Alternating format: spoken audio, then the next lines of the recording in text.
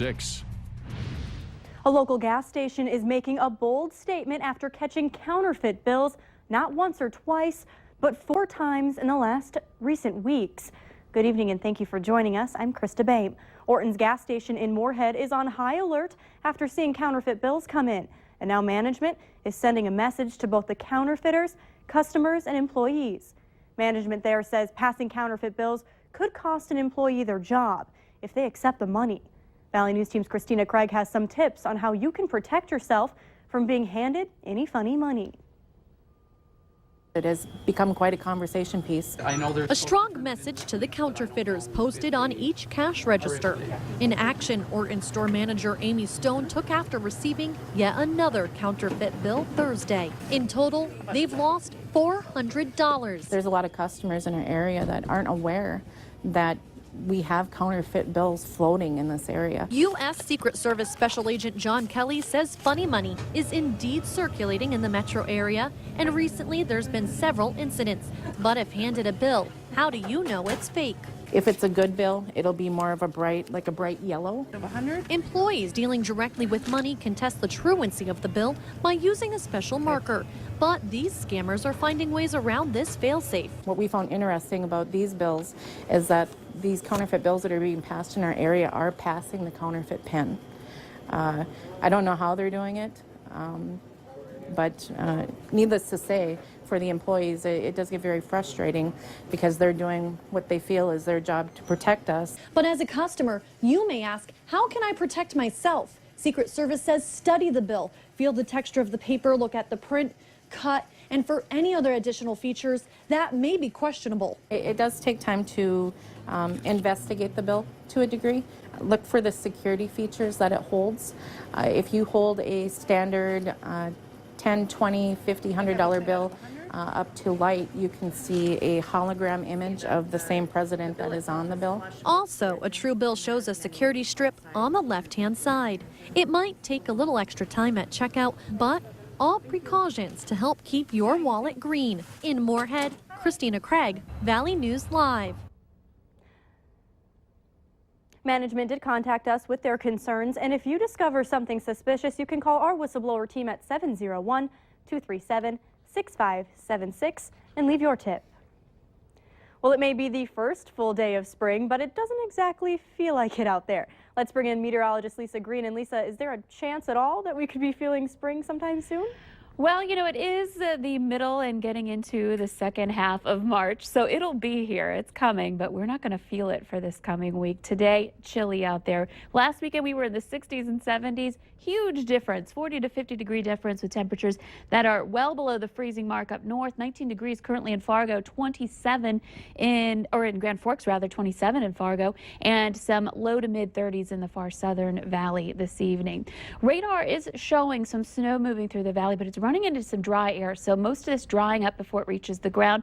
But we can't rule out a snowflake or two for tonight with mostly cloudy skies. And through the rest of the evening hours, expect to shiver if you're going to be outside for any length of time. Temperatures in the Fargo-Moorhead area in the low to mid 20s through the evening hours. It should be quiet, mostly cloudy, a couple of flakes this evening.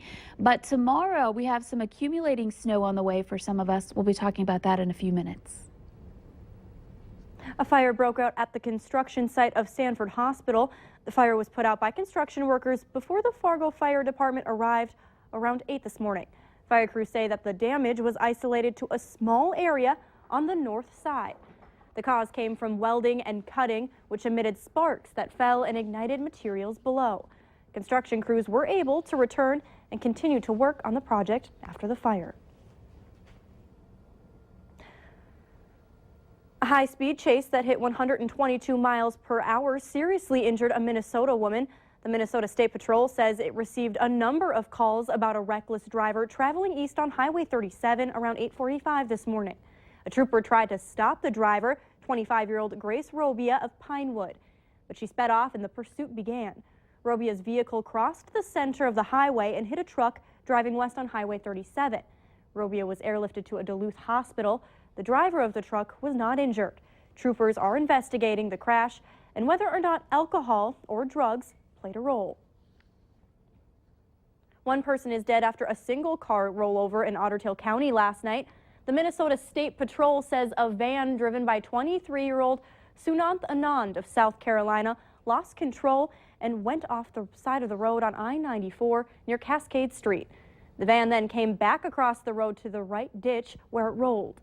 Authorities say he was wearing his seatbelt and alcohol was not detected in his system. A passenger, 40-year-old Arnaldo Carvalho of Fargo, was not injured. The State Patrol is investigating the crash. It may have been a disappointing loss for Bison Nation as NDSU men's basketball fell to Gonzaga, but many on social media are saying they're proud of all the success the Bison have brought across all sports. Whether it's Frisco, Sioux Falls, or Washington, there's one group of people who've had countless experiences to travel. Valley News Team's Nicole Johnson is in Seattle and shows us some of the loudest NDSU fans. Whether we win or lose, it's just a great experience to feel. Some think of this as the Bison theme song. NDSU band members have had opportunity after opportunity. If we leave the game and our voices aren't gone, we didn't cheer loud enough. As NDSU athletics reaches new heights every year. Well, as a master's student, that was certainly one of the appealing factors of NDSU, that you have opportunities to work with marching band and pep band, and it's a full year commitment. 1 in a million chance that you get to be part of something this big and to have such a huge fan base. While some admit they've been called band geek, they feel more like part of the family. I actually got a hug from Corey Brown's mom this morning at breakfast. That was kind of cool. She came up to me and she's like, "Are you a player?" I said, "No, I'm just part of the band." She goes, "Oh, here's my baby too." And she comes up and just gives me this huge big hug. Going as far as a new pair of kicks. We really feel like if we did something like this, we were part of the team. I mean, granted, we don't have, the coolness or the status to be an athlete or the skill and ability. And so this just brings us closer and getting to know them and it's kind of our own little cool things we do for the band. It's the first time playing from the Space Needle, but they aren't new to traveling with the team. Reporting from Seattle, Nicole Johnson, Valley News Live. Valley News Team's Nicole Johnson and Sports Director Beth Houle are still in Seattle. And if you want to check out their journey, you can follow the hashtag Bison on VNL. We'll have more for you coming up in sports from Beth. 11 years ago, Bob the Triceratops hid in the North Dakota hills. But once a paleontologist volunteered to dig and find every fossil, he found out that Bob is a nearly complete skeleton. Since then, he's grabbed the attention of the younger generation and the young at heart.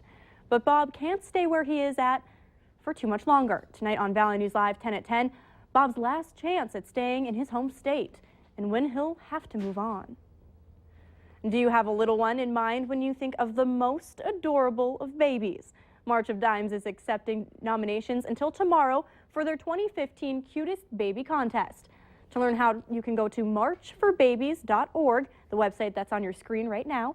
Voting runs until April 15th. The winning baby will be the 2015 North Dakota March of Dimes poster child for healthy babies.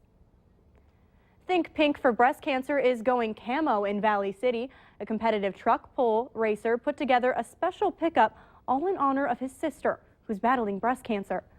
Mark Compson got the idea after learning his sister was diagnosed with stage 4 breast cancer. Now the truck will go around the country to bring awareness to the disease. And women with cancer or who have loved ones affected by it will sign the truck and get a chance to try a truck pull. They really get excited. They're pretty proud to do it. A lot of people are really impressed with it. Makes them feel good, maybe take their mind off of stuff. It's not just Compson that's taking part. Several community members got together this weekend to raise money for the Barnes County Relay for Life event. It will be held June 19th, and the goal is to raise $30,000. You can follow stories like this one and the latest news, weather, and breaking news updates anytime on our Facebook page.